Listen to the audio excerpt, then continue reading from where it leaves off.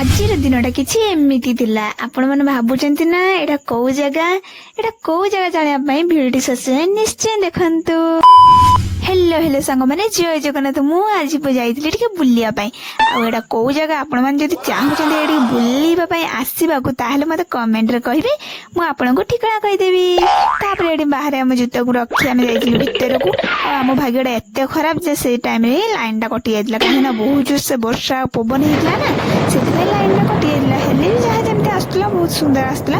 ଏଠି ଦେଖନ୍ତୁ ଆମ ଠାକୁର, ବିଶ୍ୱକର୍ମା ଠାକୁର। ତାପରେ ମୁଁ ସେ ଯାଇକି ଟିକେ ମୁଣ୍ଡିଆ ମାରିଲି। ଆଉ ମୁଣ୍ଡିଆ ମାରି ସାରି ଆମେ ପଳେଇ ଆସିଲୁ ବାହାରକୁ। ଭିତରଟା ପୁରା ବହୁତ ଅନ୍ଧାର ଦେଖାଯାଉଥିଲା, ଦେଖନ୍ତୁ କେତେ ଅନ୍ଧାର। ତାପରେ ମୁଁ ବାହାରକୁ ଆସିକି ଟିକେ ଫଟୋ ଉଠେଇଲି। ମୁଁ ଯାଇଛି ଏତେ କଷ୍ଟରେ, ଫଟୋ ଗୋଟେ ନ ଉଠେଇକି ଷ୍ଟୋରି ନଦେଲେ କଣ ହବ କି? ତାପରେ ଏଠି ଫଟୋ ଉଠାଉ ବହୁତ ଜୋରସେ ଭୋକ ଲାଗିଲା। ତାପରେ ମୁଁ ପଳେଇଥିଲି ଏଠି ଗୁପଚୁପ ଖାଇବା ପାଇଁ। ଆଉ ଏତେ ସୁନ୍ଦର ଗୁପଚୁପ ଟା ହେଇଥିଲା, ଖାଇକି ପୁରା ଆତ୍ମା ଶାନ୍ତି ହେଇଗଲା। ଦେଖୁନାହାନ୍ତି, ଗୁପଚୁପ ତ ଖାଇଲି, ତା ସହିତ ସବୁ ଖଟା ପାଣିକୁ ବି କେମିତି ପିଇ ଯାଉଛି।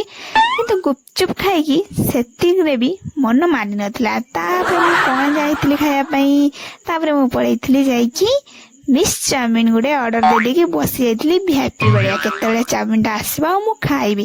କିଛି ସମୟ ୱେଟ୍ କଲା ପରେ ଆସିଲା ଆମର ଗରମ ଗରମ ମିସ୍ ଚାଉମିନ। ଆଉ ତାକୁ ଖାଇକି ପୁରା ମଜା ଆସିଗଲା। ଆଉ ଭିଡିଓଟି ଭଲ ଲାଗିଥିଲେ ସବସ୍କ୍ରାଇବ ନିଶ୍ଚୟ କରିଦେବେ। ରହୁଛି, ଜୟ ଜଗନ୍ନାଥ। ଦେଖା ହବ ନେକ୍ସଟ ଭିଡିଓରେ।